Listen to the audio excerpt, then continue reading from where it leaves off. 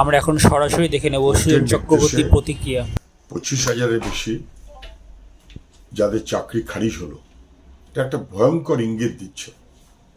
লোভ এবং লুঠের কি পরিণতি ভয়াবহ, এটা কিন্তু স্পষ্ট হয়ে যাচ্ছে।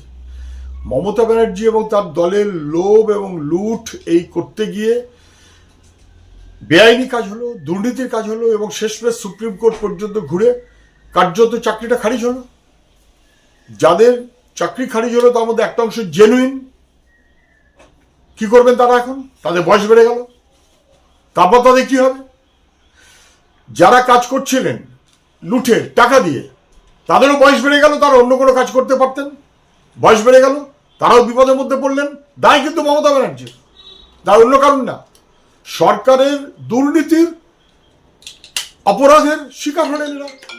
যারা রাস্তায় বসে আছেন, দিনের পর দিন লড়াই করছেন, 25 লক্ষ পরীক্ষার্থী যারা ছিলেন, তাদেরও বয়স বেড়ে গেল। এই সমস্ত প্লাস এমনিতে স্কুল চলছে না, মাস্টারমশাই নেই, খুবই খারাপ অবস্থা। তার মাঝখানে আবার এই মাস্টারমশাইরা এখন থাকলেন না। কবে তারা স্কুলের টিচার পাবেন? 8,000 স্কুল বন্ধ। ফলে গোটা রাজ্যের স্কুল শিক্ষা 12টা বেজে গেল। আর 2016 মানেটা কি? 2016 মানে মুখ্যমন্ত্রীর নাম মমতা ব্যানার্জি, তার যোগ্য সঙ্গীর নাম শুভেন্দু অধিকারী। তখন কিন্তু শুভেন্দু অধিকারী বিজেপি নয়, এখন বিজেপি। ফলে তৃণমূলের অপরাধে, মমতা ব্যানার্জি এবং শুভেন্দুদের অপরাধে তারা কেউ ভাগ করে নিয়ে তৃণমূল বিজেপি হতে পারেন, কিন্তু এদের লোভ, লালসা এবং লুট আর দুর্নীতি, তার দায় গোটা পশ্চিমবাংলার ভবিষ্যৎ প্রজন্মকে বিপর্যস্ত করছে। স্কুল শিক্ষার কি হবে? এই মানুষদের কি হবে? যারা রাস্তায় বসে আছেন তাদের কি হবে? তাদের বয়স তো বেড়ে গেল। এর দায় কি মুখ্যমন্ত্রী নেবেন? শুভেন্দু অধিকারী নেবেন? আজকে হাইকোর্টের রায়ে এসএসসির গ্রুপ সি, গ্রুপ ডি এবং এসএলএসটিতে নিয়োজিত প্রায় 25,000 চাকুরিজীবী, তাদের চাকুরি খারিজ করা হয়েছে। গভীর তাৎপর্যপূর্ণ। কখনো ভাবা যায় না যে এরকম একটা এত বড় দুর্নীতি ভারতবর্ষে কেউ কখনো দেখেছে কিনা আমি জানি না।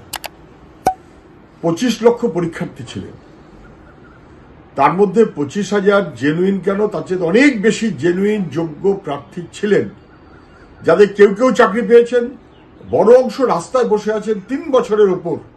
তারা জেনুইন, তাদের চাকরি ডিনাই করে টাকার বিনিময়ে একটা বড় অংশকে দুর্নীতি করে টাকা লুট করার জন্য যেভাবে নিয়োগ করা হয়েছে, তাদের শিক্ষাক্ষেত্র ক্ষতিগ্রস্ত হয়েছে এবং তাদের যুবকের চাকরি পাওয়ার অধিকার, ন্যায্য অধিকার, তাকেও খর্ব করা হয়েছে। ভয়াবহ। ভারতবর্ষে কখনো এত বড় দুর্নীতি কেউ কোনোদিন দেখেননি। 25 লক্ষ পরীক্ষার্থী, মনে রাখবেন, তার মধ্যে 25,000 খুঁজে পাওয়া গেল না যোগ্য। আমি যদি ধরে নিই যে তার মধ্যে 20, 25, 30% যোগ্য, বাকি তার সঙ্গে কাকড় মিশিয়ে দেওয়া হয়েছে টাকার বিনিময়ে চাকরি। যারা যোগ্য তাদের চাকরি যাতে বহাল করা যায়, তার জন্য সরকারকে দায়িত্ব নিতে হবে, আইনানুগ দায়িত্বপূর্ণ পদক্ষেপ নিতে হবে। বাক কমিটি রিপোর্টের পর থেকে 2-2.5 বছর সময় পেয়েছে। সরকার কোনটা ঠিক আর কোনটা ভুল বলতে পারলো না। কোর্ট আগে 9 রকমের দুর্নীতির কথা বলেছে এবং নতুন নতুন দুর্নীতি কি করা যায় মমতা ব্যানার্জির বাহিনী তা প্র্যাকটিস করেছে। একটা কোম্পানিকে দায়িত্ব দেওয়া হয়েছে টেন্ডার ছাড়া, ব্ল্যাকলিস্টেড কোম্পানি, ওয়েবসাইট আপলোড করা হয়েছে, বাস্তবের সঙ্গে তার কোনো মিল নেই। এখন এসএসসি তাকে ডিফেন্ড করছে না, অথচ এসএসসি তাকে দায়িত্ব দিয়েছে। এক্সপায়ার করে যাওয়ার পর প্যানেল সেখান থেকে অ্যাপয়েন্টমেন্ট হয়েছে, ওয়েবসাইটে তালগোল পাকানো হয়েছে, সুপার নিউমেরিকের নাম করে আবার তাকে দুর্নীতি বহাল করার চেষ্টা করা হয়েছে। বারে বারে কোর্ট সতর্ক করা সত্ত্বেও, আন্দোলনে যুবকেরা বারবার তা বলা সত্ত্বেও, সেই যুবকদেরকে পুলিশ পিটিয়ে তুলে নিয়ে চলে গেছে, কিন্তু তাতে অপরাধ ধামাচাপা দেওয়া যায়নি। বাংলার মুখ পুড়েছে, শিক্ষার মুখ পুড়েছে, যারা জেনুইন 20, 25, 30% যাই হোক, তাদের কি অপরাধ? কোন অপরাধে তাদের চাকরি চলে গেল? সরকারের অপরাধ। সরকারের যে বা যারা এই কাজে যুক্ত, সিবিআই তদন্ত বহাল রাখার কথা, তাদের বিরুদ্ধে যথাযথ ব্যবস্থা নিতে হবে। ওই এক্সপার্ট কমিটি থেকে শুরু করে যা যা তৈরি করা হয়েছে, শিক্ষামন্ত্রী সহ অনেকে যেমন যুক্ত, তাদের সবার মাথায় মুখ্যমন্ত্রী। সুপার নিউমেরিক পোস্টের বন্দোবস্ত করেছেন মুখ্যমন্ত্রী। মুখ্যমন্ত্রীকে কেন তদন্তের মুখোমুখি হবেন না তিনি? তাকে সিবিআই তদন্তের মুখোমুখি ডাকা জরুরি। বাংলার সমাজ জীবনকে এত কলুষিত করা, যুবকদের এত সর্বনাশ করা অতীতে কেউ কখনো করেনি, ভারতবর্ষে কেউ কখনো করেনি। আমাদের মনে রাখতে হবে, ভারতবর্ষের শিক্ষা দুর্নীতিতে মুখ্যমন্ত্রী জেলে, অন্য রাজ্যে, আর আমাদের রাজ্যে যুবকদের ধ্বংস করার পর বহাল তবিয়তে মুখ্যমন্ত্রী ঘুরে বেড়াবেন, এ কখনো চলতে পারে না। আমার স্পষ্ট দাবি, যারা টাকা দিয়ে চাকরি পেয়েছেন তাদের চাকরি অবশ্যই খারিজ হবে, হয়েছে, কোর্ট তাই করেছে।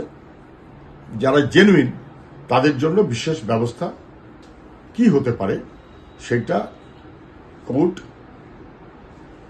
এসএসসি সহ রাজ্য সরকার তারা যথাযথভাবে ঠিক করুক। একজনই যেন তার জন্য বঞ্চিত না হয়। আর দ্রুত, রাস্তায় বসে আছে অসংখ্য চাকরি প্রার্থী, যোগ্যতার ভিত্তিতে দ্রুত 3 মাসের মধ্যে তাদের চাকরিতে নিয়োগ করা হোক। 20,753 জনের চাকরি চলে গেল কোর্টের নির্দেশে। বাক কমিটি যখন নির্দিষ্টভাবে অভিযোগগুলোকে স্পষ্ট করেছিল, তখন থেকে সরকারের সতর্ক হওয়ার যথেষ্ট সুযোগ ছিল। সমস্ত ধরনের সুযোগ দেবার পরেও সরকার এবং এসএসসি সেই সুযোগটাকে ব্যবহার করেনি। তাদের কি দায়িত্ব ছিল? চাল আর কাকড়টাকে আলাদা করা। 25,753 মধ্যে 20, 25, 30% তো জেনুইন ন্যায্য আছেই। তাদের চাকরি চলে যাবে কার অপরাধে? তাদের তো কোনো অপরাধ নেই।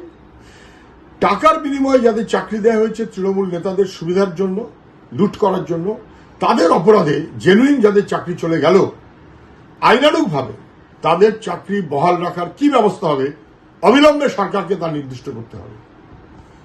অপরাধীদের জন্য যারা নিরপরাধ তারা যেন বঞ্চিত না হয়, এবং যারা টাকার বিনিময়ে চাকরি পেয়েছেন তাদের চাকরি অবশ্যই খারিজ হবে।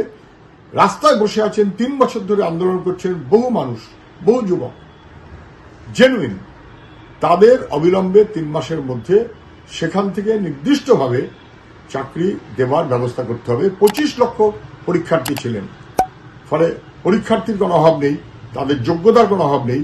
জেনুইন 3 মাসের মধ্যে চাকরিতে শূন্য পদ নিয়োগ করতে হবে। আজকে কোর্টের নির্দেশে 25,753 জনের চাকরি খারিজ হয়েছে। এটা বাংলার লজ্জা। সিঙ্গল বেঞ্চ, তারপরে ডিভিশন বেঞ্চ, তারপর সুপ্রিম কোর্ট হয়ে কার্যত সমস্ত কোর্টের বিবেচনাতেই ভয়াবহ দুর্নীতি, ভারতবর্ষের সবচাইতে বড় শিক্ষা দুর্নীতি, এটা নিয়ে কোনো সন্দেহ নেই। এর চাইতে বড় শিক্ষা দুর্নীতি ভারতবর্ষে কখনো কেউ ভাবতে পারেনি, কোনোদিন হয়নি। যাদের চাকরি খারিজ হলো তারা বাংলার ছেলে মেয়ে, তাদেরও জীবনের একটা এগিয়ে যাবার আগ্রহ এবং সুযোগ থাকতে পারত। তাদের মধ্যে অনেকে জেনুইন, অনেকে টাকা দিয়ে চাকরি পেয়েছেন। কিন্তু সব মিলিয়ে আমাদের শিক্ষাক্ষেত্র কলুষিত হলো, বড় দুর্নীতি হলো, বাংলার যুবক তার অসুবিধার মধ্যে পড়লো, এবং এটা একটা বাংলার লজ্জা, আমাদের সমাজ জীবনের লজ্জা। এই লজ্জার দায় 1 থেকে 100 পুরোটাই মুখ্যমন্ত্রীর। এই সমস্ত দুর্নীতির ব্যবস্থা, তার কারিগর, তার ব্যবস্থাপনা সরকার এবং শাসক দল করেছে টাকা লুট করার জন্য। নেতাদের টাকা লুটের জন্য যুবকরা বিপদে পড়ল, এটা কখনো হতে পারে না। এর প্রয়োজনীয় ব্যবস্থা নিতেই হবে। যারা রাস্তায় বসে আছেন জেনুইন, অবিলম্বে দ্রুত 3 মাসের মধ্যে তাদের চাকরিতে নিয়োগ দিতে হবে।